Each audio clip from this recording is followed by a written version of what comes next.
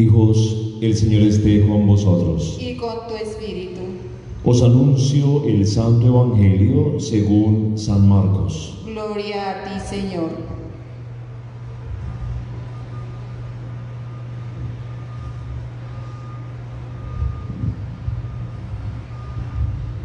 En aquel tiempo, un escriba se acercó a Jesús y le preguntó: ¿qué mandamiento es el primero de todos? Jesús le respondió: el primero es: escucha, Israel, el Señor nuestro Dios es el único Señor. Amarás al Señor tu Dios con todo tu corazón, con toda tu alma, con toda tu mente, con todo tu ser. El segundo es este: amarás a tu prójimo como a ti mismo. No hay mandamiento mayor que estos. El escriba replicó: muy bien, maestro. Tienes razón cuando dices que el Señor es uno solo y no hay otro fuera de Él, y que amarlo con todo el corazón, con todo el entendimiento y todo el ser, y amar al prójimo como a uno mismo, vale más que todos los holocaustos y sacrificios.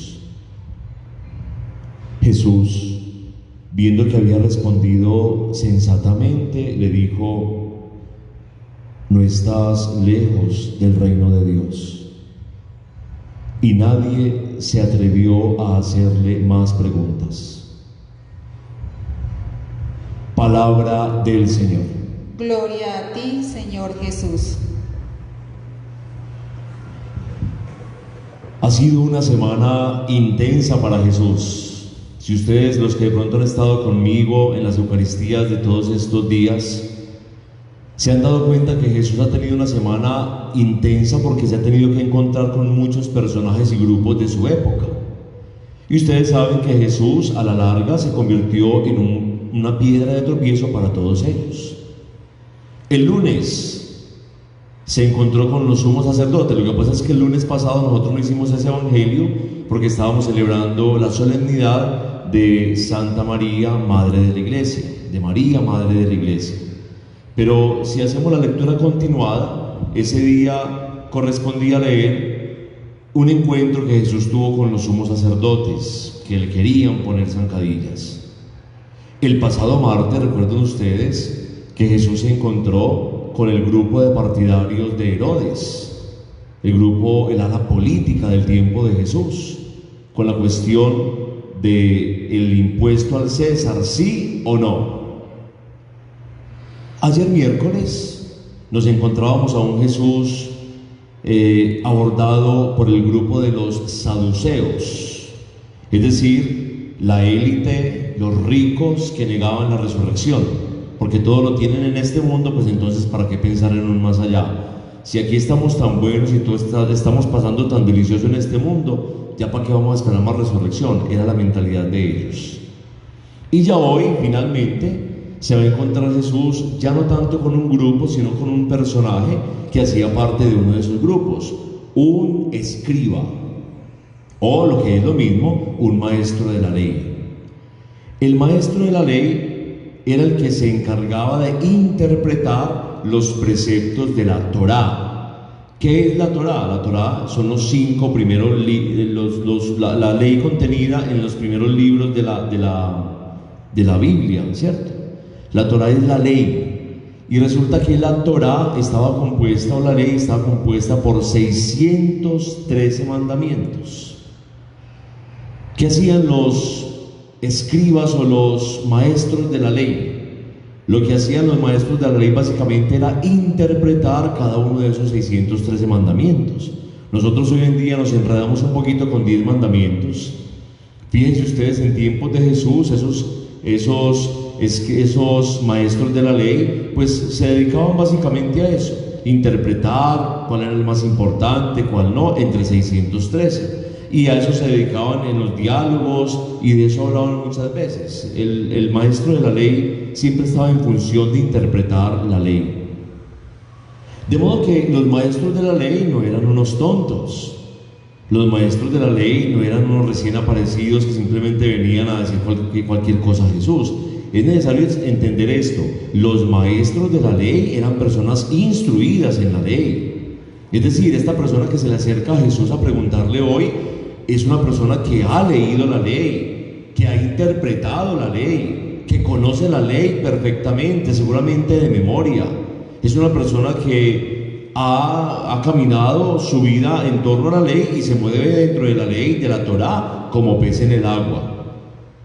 Ese personaje que es tan instruido es el que viene hoy a encontrarse con Jesús. Sin embargo, fíjense ustedes, hijos, que la manera como él se está encontrando con Jesús es distinta a la manera como se encontraron los otros personajes, porque los otros se encontraron con Jesús para hacerle pruebas, para hacerle poner zancadilla, mientras que la actitud de este maestro de la ley es una actitud de pronto más tranquila, es una actitud de pronto más serena. El objetivo tampoco es como hacer caer a Jesús. Le hace una pregunta que era normal hacerla en aquel tiempo: Maestro, ¿cuál es el primero de los mandamientos? Esa pregunta era válida y se hacía muchas veces en esos ambientes de maestros de la ley. Ya cuando le pregunta a Jesús, ya lo está identificando como maestro. Eso le dice: Maestro, ¿cuál es el primero de los mandamientos entre los 613 mandamientos que había? Y Jesús le va a contestar de una manera bien interesante y bien significativa, en los términos en los que ya ellos conocían y utilizando la palabra. Esto nos da pie para entender que Jesús también leyó la palabra, conocía la palabra. Jesucristo le va a citar un versículo o dos versículos del libro del Deuteronomio 6, del 4 al 5, y le va a decir: amarás al Señor tu Dios, a tu único Dios, con todo el corazón, con todas tus fuerzas, con todo tu ser. Amarás al Señor tu único Dios. Solo hay un Dios, y eso es muy importante que lo sepamos todos nosotros. Eso de alguna manera nos hace pensar en la distinción que se hace en esas religiones antiguas, donde eran politeístas, tenían muchos dioses. Y Jesús aquí nos está hablando de un solo Dios, amparado en la misma palabra del Señor, en Deuteronomio 5, del 4 al 6. 6, del 4 al 5. Les va a decir a ellos: es un solo Dios, no se pueden enredar con una cantidad de deidades. Y eso cabe también para nosotros hoy, hijos, porque es que decir que creemos en Dios es muy fácil, pero no nos digamos mentiras. A veces nosotros también nos hemos construido una cantidad de dioses. A veces nosotros también nos hemos construido una cantidad de dioses a los que le rendimos nuestro culto. Y ya pueden llamarse personas, pueden llamarse cosas materiales, puede llamarse incluso el mismo dinero, que a veces le rendimos tanta alabanza y tanto culto a esos dioses que nos hemos ideado nosotros. Hay un solo Dios, y a ese único Dios le debemos amor con el corazón, con la mente, con el pensamiento, con todo nuestro ser. Sin embargo, fíjense ustedes una cosa tan bonita. Hasta ese punto de pronto todos conocerían ese mandamiento, porque de hecho ese mandamiento es lo que conocemos como Shema Israel. Ese mandamiento lo repetían los judíos 3 veces al día. 3 veces al día repetían ese mandamiento. A la hora tercia, es decir, a las 9 de la mañana, a la hora sexta, a las 12 del día, y a la hora nona, a las 3 de la tarde. 3 veces al día repetían los judíos ese mandamiento. Amarás al Señor tu Dios con todo el corazón, con toda tu mente, con todas tus fuerzas. Pero Jesús va a dar un paso más adelante, y es que va a traer otro mandamiento que también estaba en la Sagrada Escritura, esta vez del libro del Levítico, en el capítulo 19, el versículo 18. Y amarás a tu prójimo como a ti mismo. Ya eso es más revolucionario. Porque decir que hay que amar a Dios, eso lo sabían los judíos. Decir que hay que amar a Dios con todo el corazón, eso lo repetían 3 veces al día. Pero ya decir que hay otro mandamiento que se equipara al primero, los pone en el mismo nivel. Y de hecho va a decir, no hay ningún otro mandamiento que supere esos 2 mandamientos. Levítico 19, 18, amarás a tu prójimo como a ti mismo. El núcleo de todo es el amor, y un amor ágape. Es un amor de entrega total. El núcleo de los mandamientos siempre es el amor. Amor a Dios, amor al prójimo y amor a uno mismo. Eso es fundamental que lo sepamos. San Agustín va a llegar a decir una cosa maravillosa: ama y haz lo que quieras, porque el que ama no se equivoca. La medida del amor es el amor sin medida. Una persona que ama profundamente hijos difícilmente se complica en la vida si es el amor que viene de Dios. Entonces ahí lo revolucionario en Jesús, en esta lectura, en este evangelio de hoy, le responde al escriba, al maestro de la ley, diciéndole: ama a Dios y ama al prójimo como te amas a ti mismo. Sin embargo, hijos, para entender el amor a los hermanos, necesariamente ese segundo mandamiento, que es el amor al prójimo, depende del primero. No podemos amar verdaderamente a los hombres, al prójimo, al hermano, al que está a mi lado, si no amo profundamente a Dios. Ese es el gran problema de la sociedad que vivimos. Mucha gente pregunta hoy en día: ¿pero por qué, si Dios es bueno, por qué hay tantas guerras? ¿Por qué hay tanta violencia? ¿Por qué hay tanta destrucción? Es la pregunta y el reproche que le hemos hecho a Dios. Precisamente por eso, hijos, porque al no amar a Dios, ¿cómo podemos amar al hermano?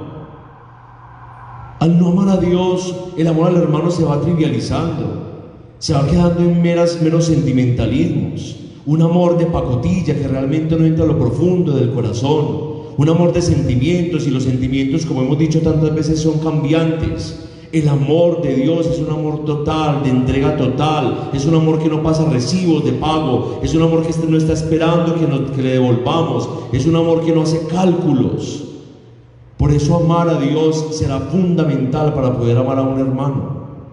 El mundo está pasando por momentos de tanta destrucción porque no hemos entendido el verdadero amor a Dios. Donde todos amáramos a Dios profundamente, no haríamos tanto daño. Y el daño no se hace solamente con guerras, con bombas, con misiles, con secuestros y con robos por fuera. El daño también se hace en las pequeñas relaciones de todos los días. ¿Cuántas personas no sufren por una palabra, por una mirada, por una actitud, por una expresión que la disminuyó? ¿Cuántas personas no sufren en silencio por pequeñas actitudes que van golpeando su vida?